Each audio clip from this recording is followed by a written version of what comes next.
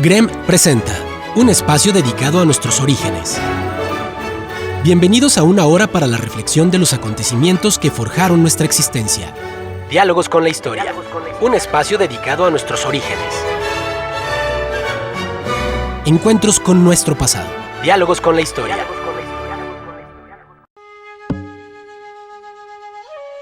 Muy buenos días, estimados amigos del Grupo Radio Estéreo Mairán. Hoy es sábado 28 de septiembre de 2024, ya en pleno otoño, y bueno, pues se nos acaba el 9º mes del año. Y es un grato placer darles la más cordial bienvenida esta mañana de historia. Nuestro profundo agradecimiento a su amable atención al brindarnos la oportunidad de convivir a través de esta pasión. Imágenes fabulosas en frescos dentro de las pirámides, en códices, en estelas y en esculturas majestuosas en las que se inscriben mitos fascinantes que abruman la imaginación de los pueblos mesoamericanos y que trascienden las épocas y aún hoy nos maravillan con su belleza. Mitología mexica, segunda parte, o a lo mejor debemos llamarle mitología náhuatl. Ese es nuestro tema de hoy, octavo de la serie Religiones. Y recuerden, distinguidas damas y caballeros amantes de la historia, que para nosotros escuchar sus opiniones nos enaltece, eleva nuestra calidad humana. Por ello les invitamos a que nos brinden su visión del tema y nos honren con ella. Los anfitriones de este diálogo, amantes de la historia y quienes gozamos de experiencias excepcionales al compartirla, Ignacio Alfonso Salcido Dávila, licenciado en Derecho y maestro en Derechos Humanos, dedicado al libre ejercicio de la abogacía. Doctor, muy buenos días. Carlos, muy buenos días y buenos días al auditorio. Gracias por acompañarnos en esta mañana de historia, exactamente a 203 años de la firma del Acta de Independencia de nuestro país. Carlos Humberto Huerta Ochoa, licenciado y maestro en Derecho, catedrático universitario y abogado consultor con acentuación en amparo. Hola, ¿qué tal? Muy buenos días, doctor Luis Alberto, mi estimado Ignacio Salcido, Radio Escuchas. Como efemérides también, 28 a 30 años del terrible asesinato de José Francisco Ruiz Massieu. Pero vamos a ver un tema más agradable. Mañana, domingo 29, día de los santos arcángeles San Miguel, San Gabriel y San Rafael. Y aprovecho para saludar a mis amigos abogados, mi exalumno José Alfredo Jiménez, Jaje, y el licenciado Juan Andrés Sagui de la Fuente. Y no puede faltar, un poquito retrasado en lo nomástico, de quien me abrió la oportunidad en la Universidad de La Salle, la maestra Alma Leticia López Vazaldúa, fiel seguidora de Diálogos con la Historia. Y bueno, yo soy Luis Alberto Vázquez Álvarez. Y como música de fondo vamos a tener música mesoamericana. Bueno, hemos estado platicando de los diferentes momentos de los mitos. Ya hablamos de Quetzalcóatl, ya hablamos de Tecaztipoca, etcétera. Pero hay un personaje central en toda la historia y del cual vamos a empezar, porque va a ser largo esta enumeración de los dioses mexicas, o como decía náhuatl, que es Huitzilopochtli. Hay una historia muy interesante, muy atractiva de cómo nació Huitzilopochtli. Hay los anales históricos, en ocasiones lo hacen corto, en ocasiones lo extienden, pero bueno, vamos a ver. Se dice que Coatlicue, la diosa Coatlicue, se encontraba limpiando el templo y en ese momento cayó un manojo de plumas hermosas de muchos colores que ella tomó y lo metió en su seno mientras seguía con su labor. Poco después buscó ese manojo de plumas y no las encontró, y de pronto se encontró con que estaba embarazada. Su hija, la luna, Coyolxauhqui, cuando se enteró de esto se ofendió y consideró que estaba dañando la reputación de la familia. Y junto con sus hermanos, los Senzón Huatzinahua, 400 estrellas, decidieron matar a su madre y se prepararon para ir a matar a Coatlicue. En ese momento, cuando ya estaban frente a ella para asesinarla, nació Huitzilopochtli. Nació vestido a la guerra, como lo vemos y como ahorita nos van a platicar algunos detalles de su vestimenta, de su forma de ser. Nació listo con la espada de fuego y empezó a luchar contra sus hermanos. Y a la primera que destruyó fue a Coyolxauhqui, la luna, a la que cortó en pedazos y la arrojó desde el templo hacia el valle, destrozándose en el camino. Y por eso pueden ustedes ver la famosa círculo de la luna que está hecha a pedazos, está reconstruida como que está vuelta a pegar, pero no tiene sentido, sino que está toda destruida. Y luego a sus hermanos, a los llamados Senzón, Huiznahua, los arrojó al universo y los convirtió en las 400 estrellas que coincidían con lo que creían los mexicas que había. Y así Huitzilopochtli se apoderó del panteón náhuatl y se convirtió en el dios principal.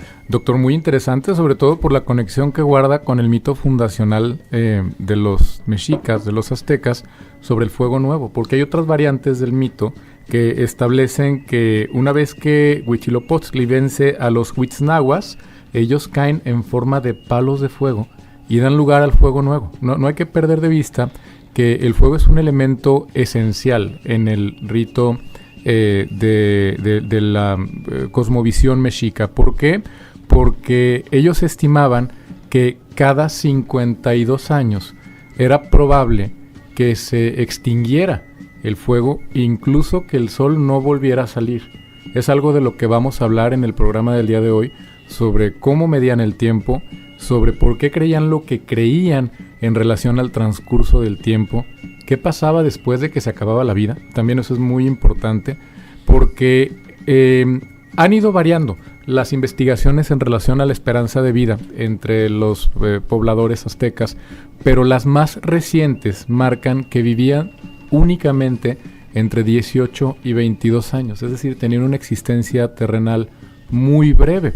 Todo lo que ellos alcanzaban a percibir, todos estos mitos, toda esta manera de percibir el universo, era formada por personas muy jóvenes. Desde luego tiene que haber excepciones en la regla, como ocurría también con los egipcios, que hubo documentados faraones que vivieron hasta los 80 años, si mal no recuerdo.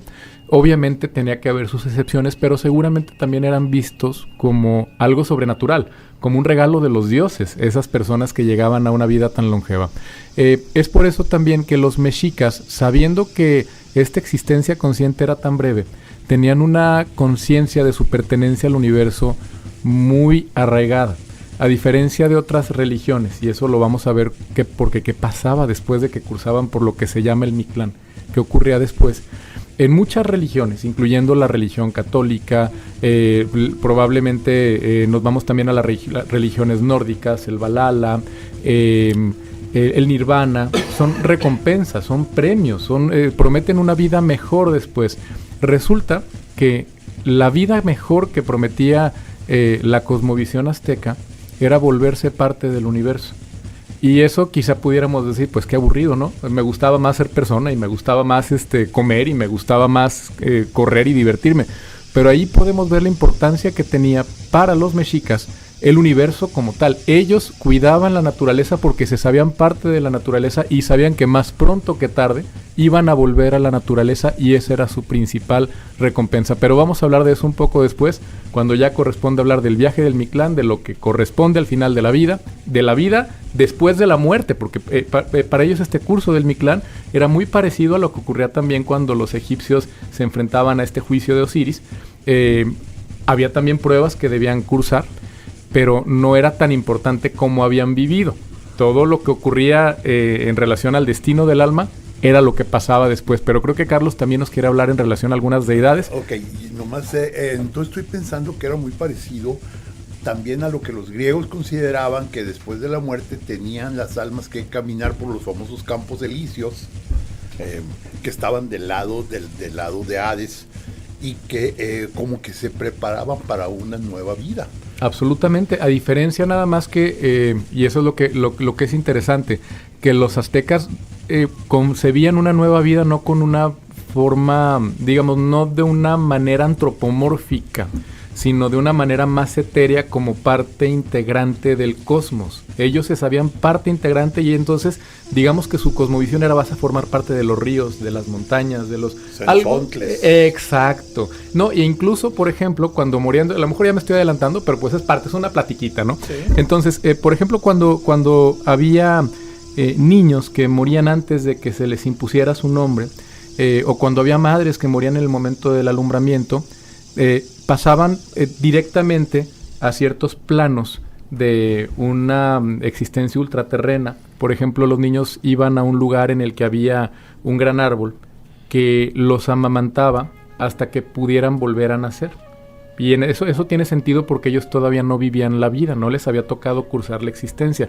Pero las mamás, cuando fallecían con motivo del alumbramiento, ellas iban a otro lugar en el que tras 4 años de dotar de energía a el sol, que sabemos que el nombre del sol, lo tengo en la punta de la lengua, es... Tonatiuh. Exacto. Después de darle energía por 4 años, volvían a la existencia, pero volvían a tener una existencia muy breve como colibríes o como mariposas. Ajá. Y uno dice, a ver, yo morí en el alumbramiento, ¿no? Siendo mujer, morí en el alumbramiento y tener expectativa de vida pues todavía más amplia. ¿Cuánto tiempo vive un colibrí o cuánto tiempo vive una mariposa? Pero aquí se conecta con la cosmovisión del volver a formar parte del cosmos. Es decir, vas a regresar al mundo, pero en una existencia muy breve, y después te vas a incorporar a él otra vez como parte de él. Todo es bellísima la cosmovisión de los mexicas o de los aztecas. También al documentarme sobre este programa, y es algo muy interesante, parte de esta leyenda negra que se lanzó sobre este pueblo tiene que ver mucho con los sacrificios humanos, pero muchísimo. Y luego los romanos, ¿qué hacían? Cuando mandaban a los esclavos al ruedo en el Coliseo. ¿Y por qué nosotros la cultura romana no la investimos con la misma, voy a emplear una palabra inventada, con la misma salvajez que se atribuye a los pueblos mesoamericanos prehispánicos? Desde ¿no será como una forma de justificar a los romanos esas atrocidades o como dices tú, a contrario sensu y mutatis mutandi? Porque no decir que era un honor ofrendarse a los dioses, como se ofrecían también, así como también las vestales, así como los que eran sacerdotes de templo, que hacían sacrificios, que tenían oráculos, igual que acá los antiguos mexicanos. Y ahí es donde está ese punto de coincidencia, porque no decir que era por una propia voluntad. Hablas tú del colibrí, ¿verdad? Ajá. Se asocia mucho a Huitzilopochtli como el dios colibrí, porque en varios códices aparece. Hay también un Xipe y un Quetzalcóatl donde aparece la figura del colibrí en varias ocasiones. Pero bueno, disculpa la interrupción, pero creo que más o menos por ahí va la idea que no, claro, Carlos. De hecho, precisamente es eso. Los aztecas, los mexicas, hacían sacrificios porque pensaban que de eso dependía la vida y la subsistencia de los pueblos. No lo hacían por diversión. Los romanos lo hacían por diversión. Entonces, si nos vamos a un índice de crueldad, pues yo creo que más bien va para allá, ¿no? Porque vaya, qué bonita tautología me acabo de aventar, ¿no? La clásica, aún en la actualidad, está justificado acabar con la vida de otra persona bajo ciertos supuestos, lo sabemos como abogados. Entonces, en aquel momento, si el sistema de creencias marcaba que yo tengo que hacer un sacrificio para mantener contenta a una deidad, pues entonces también se podría calificar que lo estaban haciendo por una justificación moral, no por una cuestión de mera diversión. Es algo muy interesante. De hecho, yo creo que deberíamos hablar de la diosa hipocresía, porque realmente, por ejemplo, que la leyenda negra hecha por los españoles sobre los sacrificios de los mexicas, pues no tiene mucho derecho a hacerlo, considerando de que ellos tuvieron la Santa Inquisición, que era terrible. Y sus métodos no eran muy cristianos y humanistas, que digamos. Para nada, quemar a la gente viva, después de haberla atormentado terriblemente, pues yo creo que eso sería un ejemplo de una hipocresía profunda. Vamos a hacer una breve pausa, y al regresar, continuamos platicando de pues esta mitología mexica, mitología náhuatl también. El diálogo continúa después de esta pausa. Escúchanos en línea a través de www.noticierosgrem.com.mx. Diálogos con la historia. Q 91.1 FM. Es tiempo de continuar dialogando con la historia. Escúchanos en línea a través de www.noticierosgrem.com.mx. Diálogos con la historia. Q 91.1 FM.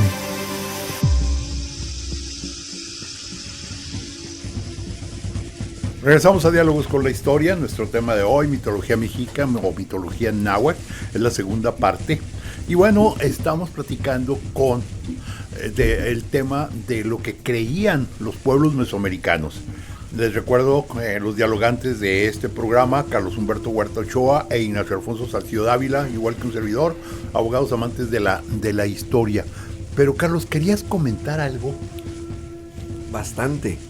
Vida y muerte, como dijimos, magia y religión. Así lo estableció el antropólogo, autor del Pueblo del Sol, Alfonso Caso. Es una descripción muy interesante de los códices precisamente rescatables. Y sobre todo hay que hablar de los atavíos de las figuras. Por ejemplo, y no quiero dejar un cabo suelto, no me gusta dejar cabos sueltos. En el caso de Quetzalcóatl hay dos tipos de códices, el borbónico y el Borgia. El borbónico lo relata, a ver si me sale la descripción. Es de perfil como si estuviera danzando y con una de sus manos trae como una vamos a decir que es una lanza en forma de de serpiente, perdón, y en la otra, que parecía una cruz, es como un incienso, porque es un dios que está danzando y que está rindiendo rito. Es el dios también de la vida. Entonces, y trae un cono que más, donde sale el penacho. Tener un cono a nivel dios, bajo esas creencias, se implica que es el equivalente a las costumbres indoeuropeas a una corona. Es un cono que por lo general trae manchas de tigre, que así lo interpretaron los españoles, pero más que tigre era un jaguar. Entonces, y vemos que van saliendo de sus extremidades y de su parte media halos de fuego, de sangre como creador de vida. Entonces, esa es la representación tradicional. En nosotros se representa con un poco de barba. Y hablamos el programa pasado que Quetzalcóatl no es que fuera un barbón tipo Cortés o como los vikingos acá nórdicos, o como el grupo de los 80s que era ZZ Top, que tenía una barba larguísima. No, simplemente el mexica promedio, el mesoamericano, no era ni muy alto ni tampoco de mucha abundancia de barba. O sea, era, como decimos de broma, como los policías, de uno en cada esquina. Entonces Quetzalcóatl era una deidad con una barba, un poquito cualquier cosa más abultada, blanco, vamos a decir que era un moreno apiñonado, no enteramente prieto, por decirlo, sin ánimo de Carlos, perdón por interrumpir, tiene que ver con esta asociación de los colores para diferenciarlos, ¿no? O sea, por ejemplo, Tezcatlipoca estaba asociado con la noche. Con la noche y con el color negro, y con el fuego. Exacto. Y Quetzalcóatl era la luz, era el alba y el ocaso. Xultecutli con el fuego, exacto. Entonces, ya que estabas hablando del libro del mundo de los muertos, el Mictlán, el señor Mictlantecutli, nosotros lo vemos, de cuenta estamos viendo una calaverita de Posadas. Su atuendo es una calavera formada con huesos de según estos, diversas humanidades, permíteme. Sí. Y trae en su atavío o lo que parece un sombrero, pero no, es un pelaje largo hecho trencitas, atravesado por un hueso y una gran capa, y con unas sandalias, y es el señor de la muerte el que precisamente recibe. Y tiene a su esposa Mictlantecíhuatl, que es una mujer con los ojos que está recostada, también con un atavío de penacho y sobre todo las conchas tienen mucho significado, y se ve que está devorando precisamente un hombre. Unos pensamos que se trata de un niño posiblemente, y todo eso era parte del ciclo de la vida, o sea, magia y vida, y sobre todo cuando hable de los siguientes personajes como Soez Mayahuel, como el Xilonen y otro tipo de dioses, claro que no lo podemos dejar de largo, como parte de ese ciclo de la vida y lo importante de su atavío y su lugar en el universo azteca. Fíjate que quiero destacar algo que acabas de decir, nomás para recordar.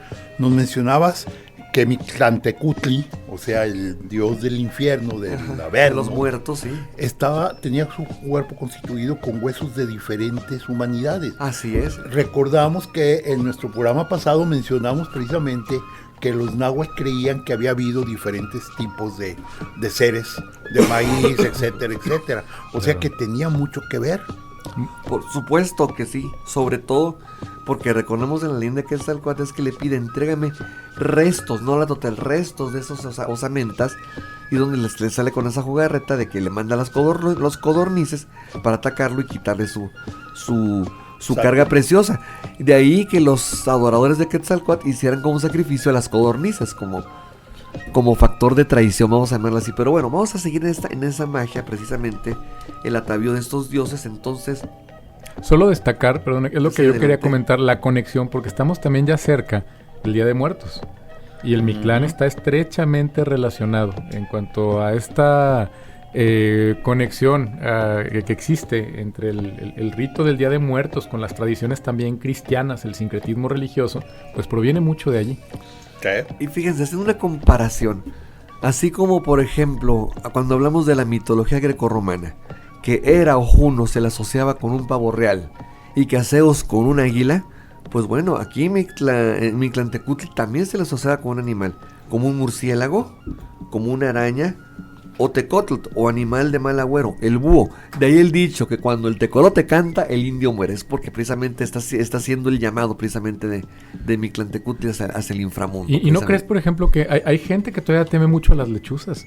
Puede sí. ser una cuestión, piensan que son brujas. Es decir, también una cuestión que derive de una creencia ancestral. Mira, Nacho, le temen tanto como a los otros los abogados, porque aquí no tiene, aparte de la temis, un tecolotito en su despacho, la verdad. Entonces, no nos hagamos. Bueno, Tienes razón. pero era parte de eso, de eso mítico, de esa leyenda. Pero no quiero que pase más el tiempo y que nos abrume. Pero sí es necesario hablar de otro tipo de dioses. Quiero hablar de dos en particular. Precisamente. Oye, Nams, entonces permíteme un segundo, ya Sí. que estabas mencionando. Uno de los detalles que sirvió mucho a los misioneros cristianos católicos que llegaron era lo que ellos llamaban lo feo de las vestimentas de los dioses. Inclusive en el caso particular de Coatlicue, la que vemos que está en la Ciudad de México, aparentemente es horrible. Pero hay un detalle que debemos entender. Bueno, la belleza y fealdad es subjetiva, Ok, doctor. exacto, para allá iba. También lo horripilante es hermoso.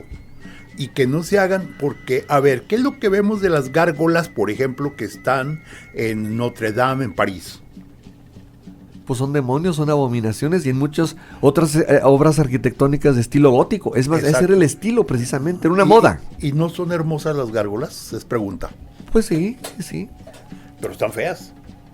Bueno, las únicas feas fueron la película de Jorobado. Pero Creo, bueno. creo que exacto, es confundir, ¿no? Es el ver el árbol y no el bosque, porque seguramente todo este arte mexica estaba inserto en un contexto hermoso.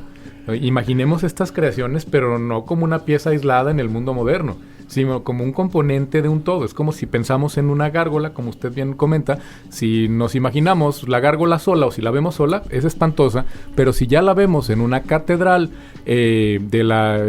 construida, por ejemplo, en el siglo XIII, como bien comentan, con arquitectura gótica, como Notre Dame, como San Esteban, pues obviamente vamos a decir que hermoso, ¿no?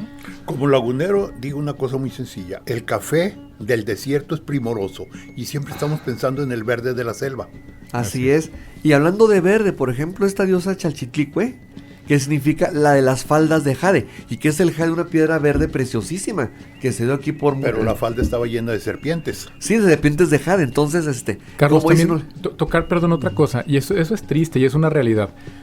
Dos de las piezas más importantes que se nos han legado sobre la indumentaria mexica están en el extranjero. el penacho de Moctezuma, así Y es. también la máscara de Xutecutli está en el Museo Británico. Y esa ni siquiera se sabe cómo llegaron para allá. Y me parece una verdadera Pues por injusticia. conducto de piratas no nos hagamos, y mercado negro de toda la... Exacto. Mercado negro no tan Exacto. libre, ¿verdad? Y Pero bueno. en particular la máscara de Xutecutli tiene una relevancia fundamental porque se piensa que ese tipo de máscaras, ya que estás hablando de la indumentaria tiene una razón de ser. Y la indumentaria que permitía a ciertas personas representar a deidades no la podía usar cualquiera. Era exclusiva para, en particular, el representar a los dioses. Por ejemplo, quien se pusiera esta máscara de Xutecutli, no nos imaginemos que un niño podía andar por allí jugando a ser Xutecutli. Era algo sagrado, algo que solamente se podía hacer en ciertos rituales muy específicos. Así es. Igual los guerreros, no cualquier guerrero podía utilizar cualquier clase de Y ya indumentaria. que más es que conecte con este tema, pues puedo hablarles precisamente de Xilonen, que significa, pues es la señora precisamente, no confundirla con Mayahuel, sino porque esta va representando más bien la semilla y lo que es la mazorca. Ya Mayahuel nos habla un poquito más amplio de la agricultura. Xilonen, también conocida también como Xicomecoatl, si no me equivoco, es una mujer joven que está de perfil sentada, moliendo precisamente el maíz, en cuclillas, con el cabello un poco común, que se da la impresión que es crespo, caso que no era muy común verlo ese tipo de cabellera en los antiguos mexicanos, ataviada con un sombrero, una corona, así también lo mismo de las conchas, la cuestión de esos animalitos de caracol, que era muy importante, así como lo hacen sonar, así es. Y que está muele, y lejos de aquel estereotipo europeo, de aquellas blusas que hacen que las mujeres sean muy hermosas, que dicen tipo campesina porque están descubiertos los hombros. No, ella es la primera que trae ese atuendo, precisamente así, está de perfil. Y al estilo hindú, también con un hueso, que no sabemos si es de animal o de una concha o un animal marino, atravesándole la nariz. Entonces, era parte de esa indumentaria. Se dice que por lo general esa imagen iba en hombros de los aztecas, así para llevarla de un lugar, en andas así, al templo.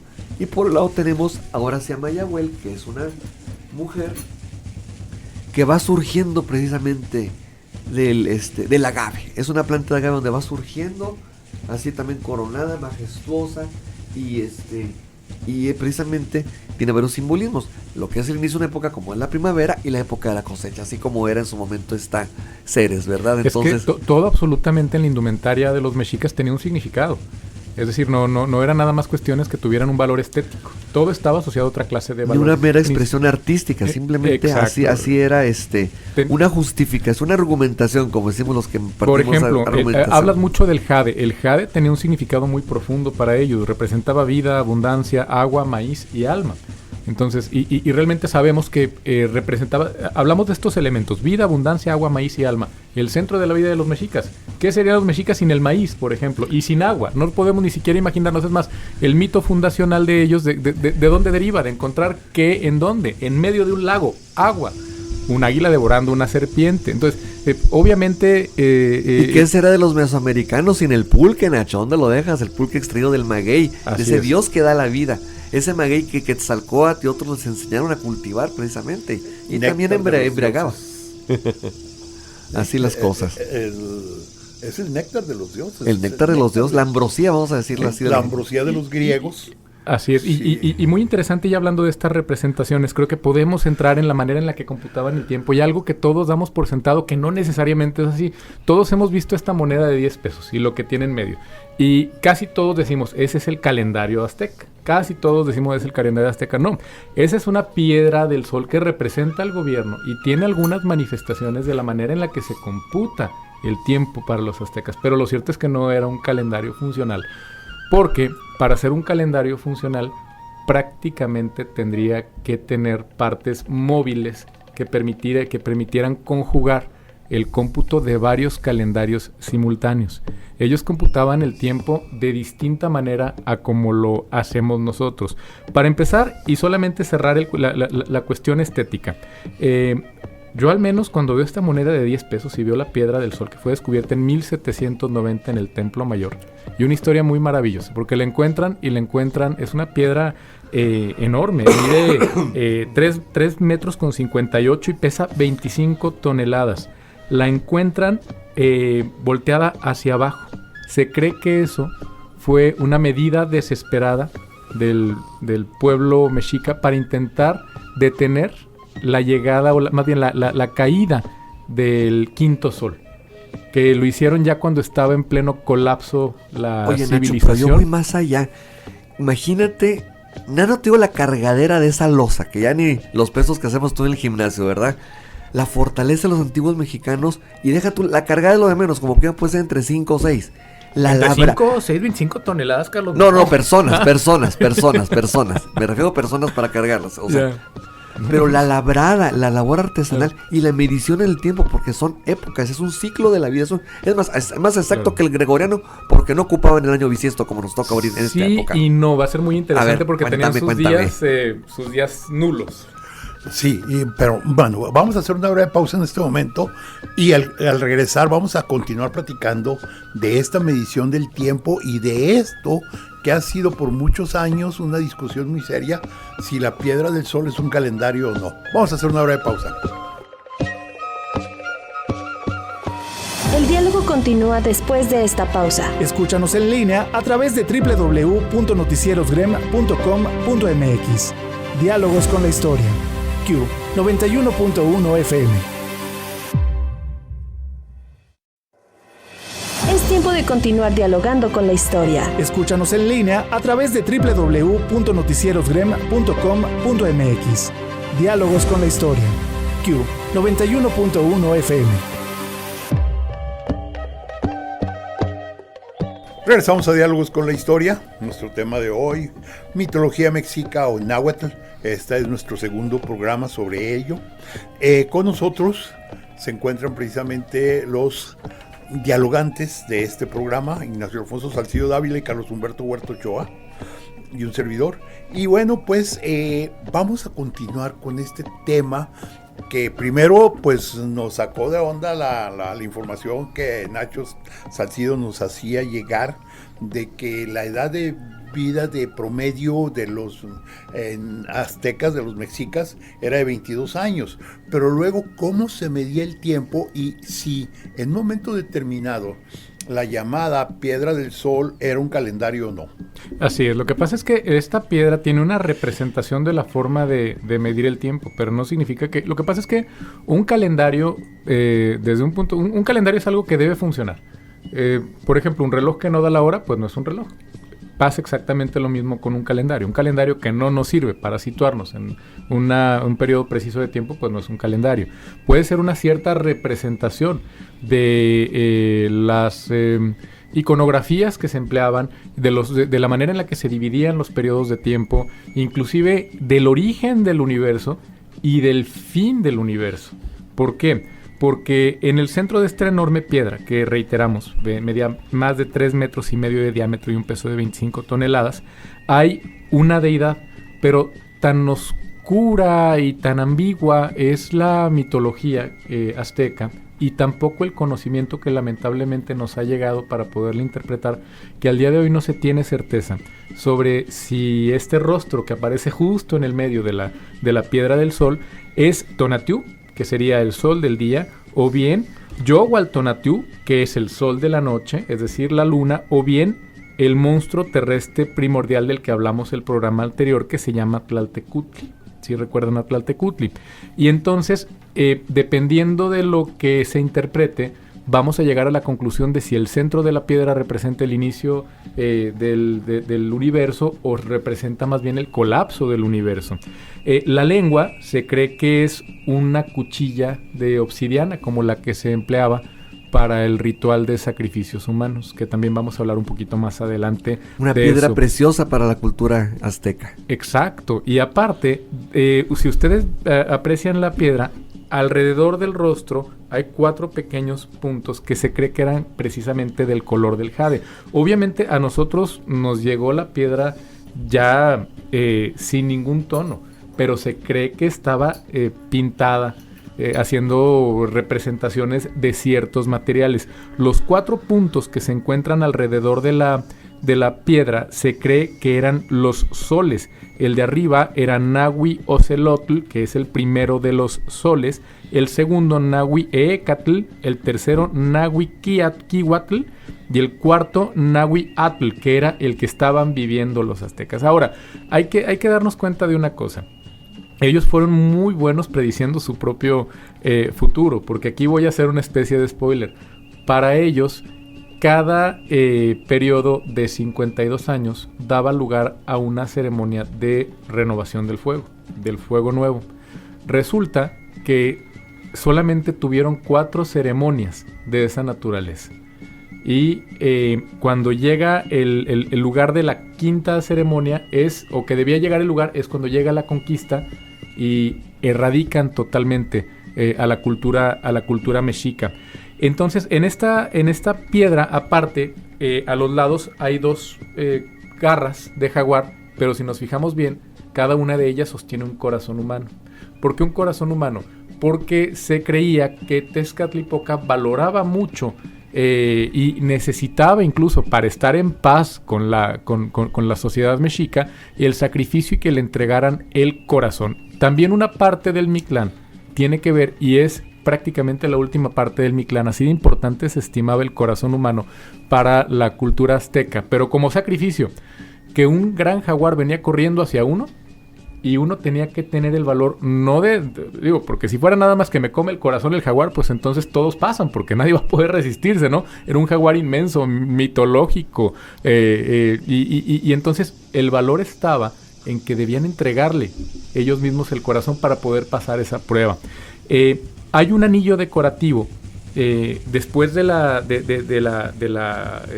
rostro de esta deidad, que no se conoce entre estas tres que indicamos. Hay un anillo que representa los 20 nombres de los días, porque los aztecas tenían una cuenta de días, y de esa cuenta de días se repetía durante 13 veces. Cada vez que se repetía, le asignaban al día un nombre distinto, hasta dar un total de 260 días. Después de eso hay un anillo que representa la turquesa y el jade, que eran los símbolos también, así como hablamos de que eran los símbolos de los elementos primordiales de la sociedad, también representaban los equinoccios, los solsticios y los colores del cielo. Y las dos cabezas de la parte inferior, porque si vemos en la parte de abajo hay dos serpientes encontradas, representa a dos serpientes de fuego, y todo lo que rodea son las colas, exacto, son las colas de las serpientes. Esto nos da un esbozo sobre cómo se medía el tiempo, pero realmente la medición del tiempo era a través de 3 calendarios independientes que seguían los movimientos de los cuerpos celestes, y que se cree que encuentran su origen. Sabemos que la cultura olmeca eran grandes astrónomos, entonces se cree que esta forma de medir el tiempo mediante la observación de los astros encuentra su origen todavía en culturas mucho más antiguas. Estos 3 calendarios estaban interconectados, y cada día del calendario tenía su propio nombre. No era necesario, como ahorita nosotros tenemos que decir, es el día 3 de junio del año 2024. No, allá con que dijéramos es 3 Jaguar 5, por ejemplo, hay un 3 Jaguar 5 en cada ciclo de 52 años. Y ahorita vamos a ver cómo llegamos a eso. Ahora, cada día tenía un significado sobrenatural. Y había sacerdotes especializados, tanto para predecir... Tlacuilos. Exacto, para predecir cuándo era un buen augurio en un nacimiento para un gobernante, o para empezar una cosecha, o para levantar, para sembrar o para levantar una cosecha, y o también, incluso para hacer la guerra. Exacto, y cuándo no. Cada día tenía un significado, y entonces podía ser un significado favorable o podía ser un significado nefasto, según los días. Los días individuales y los periodos de los días estaban entonces dedicados a los dioses, y eran inseparables. Cada día transcurrido y cada periodo de tiempo era inseparable de sus creencias religiosas. Para los aztecas, el tiempo estaba cargado de energía y de movimiento. Y hay algo maravilloso en el pueblo azteca, que se parece incluso mucho a un concepto filosófico del existencialismo nietzscheano, que es el eterno retorno. Ellos hablaban que todo el universo es un ciclo, y que cada principio importa un nuevo un final, pero aparte un nuevo comienzo.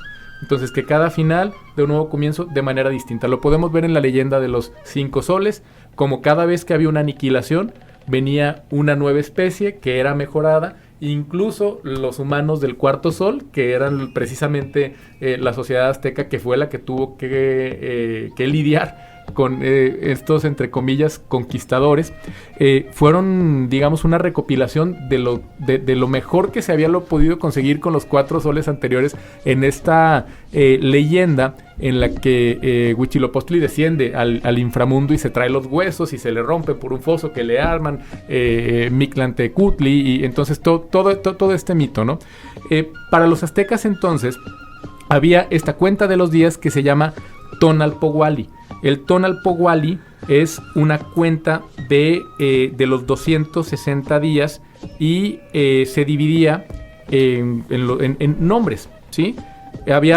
Los días estaban consagrados a distintas criaturas. Aquí también podemos ver animismo. Desde luego es una creencia religiosa en cierto sentido primitiva.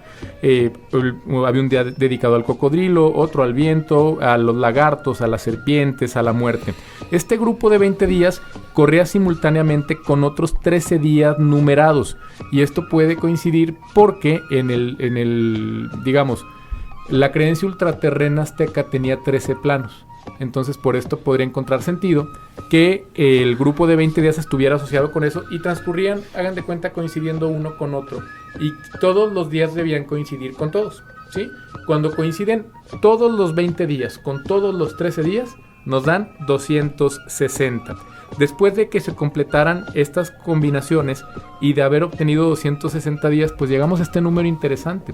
¿Por qué? Porque 260 tiene un significado astronómico, que es cada vez que aparece Venus en el cielo, y aparte 260 días también es más o menos el tiempo que toma la gestación humana. Esto es muy significativo. ¿Por qué? Porque si lo asociamos también a cuánto tiempo dura el inicio del viaje del Mictlán, eran 4 años. ¿Y cuánto tiempo tarda? Según según también algo de leyenda, pero tiene algo de naturaleza, digamos. Dicen que estos 4 años, así como los 260 días del cómputo del calendario Tonalpahuali, que era la cuenta de los días, tenía que ver con la gestación. Al morir, estos 4 años que tenían que pasar para poder iniciar con las pruebas, cuando se encontraban con el Xoloscuintle, obedecen a que era el tiempo que toma a un cadáver despojarse de todos los tejidos hasta quedar exclusivamente los huesos. Qué forma poética de describir la descomposición de la carne humana, en serio. El nacimiento, que son los 260 días que componen la cuenta de los días, y los 4 años que toma el transcurso del Mictlán, que es el tiempo que toma la descomposición. Es hermoso porque lo biológico encuentra un significado divino, ¿sí? También tenían... Lo que significa que tenían un conocimiento muy fuerte, profundo, de lo que era el desarrollo del crecimiento humano. Tanto el crecimiento como la aniquilación de la materia biológica. Ahora, también tenían otro calendario, otra cuenta que se llama la cuenta de los años.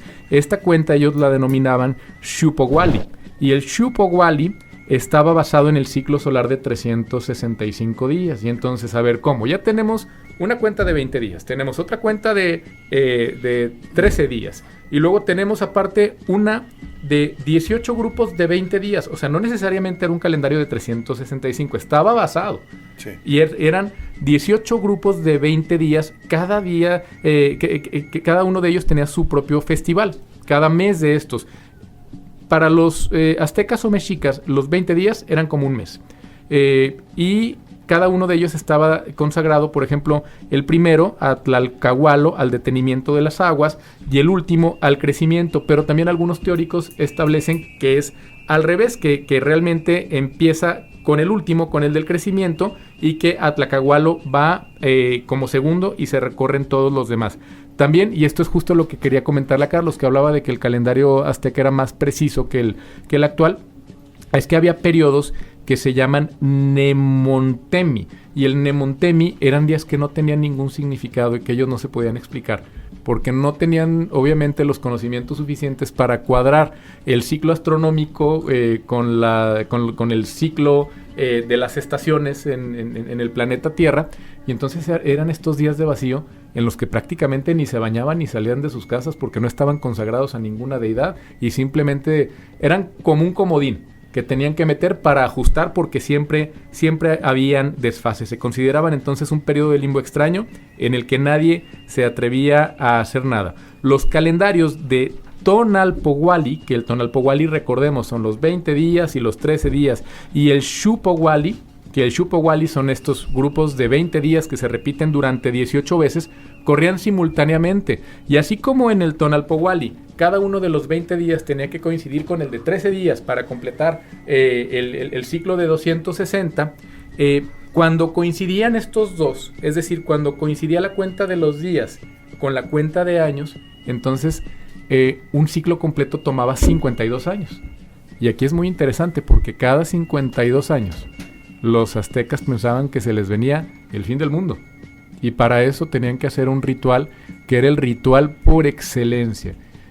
Yo pienso que, no obstante que debe haber sido una cuestión brutal de observar por lo que implicaba un sacrificio humano, debe haber sido imponente, porque se preparaban retirando todos los, todos los ofrecimientos y todos los todo cuestión de significado religioso que tuviera un fuego se tenía que apagar.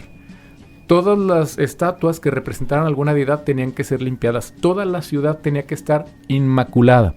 Cuando estaban a punto de llegar una al fin, renovación total, integral, se puede decir, desde la ciudad, desde las familias, las vestimentas, ¿por qué no decirlo? Un nuevo ciclo de vida. pero no era una renovación, es que probablemente era lo de la renovación era, ya hablando muy en mexicano, la pachanga, cuando te dabas cuenta que el sol sí salió, pero al anochecer del último día de la cuenta de 52 años no sabías si iba a amanecer.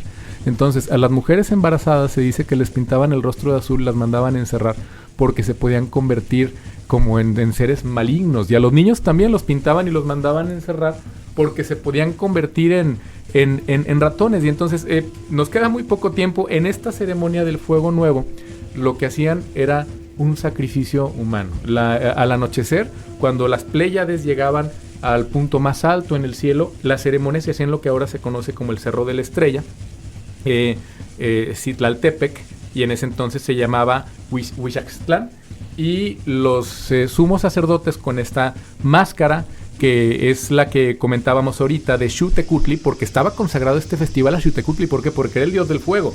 Entonces extraían el corazón del individuo que fuera a ser objeto del sacrificio, y aparte le abrían las entrañas, y dentro de él colocaban lo necesario para encender un fuego. Si el fuego no encendía, entonces el rito marcaba que iban a ser devorados por unos demonios. Pero afortunadamente, en las 4 ocasiones en que se realizó la ceremonia, el fuego encendió, y ahora encendía, y se parece mucho a un fuego nuevo que todos conocemos.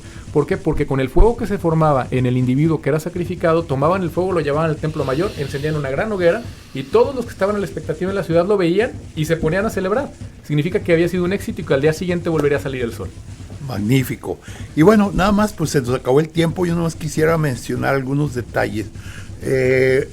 Hoy conocemos en una versión diferente algunos de los dioses mexicas como negativos o positivos, porque así los misioneros católicos lo establecieron. Por ejemplo, como Quetzalcóatl lo presentamos como bueno, porque lo representan como un Cristo resucitado. En cambio, a Huitzilopochtli lo consideran como negativo, como Lucifer, porque era al que se le dedicaban los sacrificios. Y bueno, pues ya sabemos, por ejemplo, que Tonantzin es la diosa que era venerada en el templo, en el cerro del Tepeyac, y por mucho tiempo se ha llamado Tonantzin Guadalupe. Así es, y hay otros muchos casos especiales, pero pues se nos acabó el tiempo, Carlos. Para el próximo. Muchas gracias, doctor. Gracias, Nacho. Próxima saga, pues ahora sí, otros antiguos mexicanos, los mayas. Perfecto. Gracias, doctor. Gracias, Carlos. Y gracias al auditorio. Excelente sábado. Muchas gracias a mi compañera Claudia Martínez Martel, tanto en la coordinación general de este programa como en la grabación. Y a ustedes, estimadas amigas, amigos, los esperamos el próximo sábado, ya 5 de octubre. Muchas gracias, muy buenos días, muy feliz fin de semana.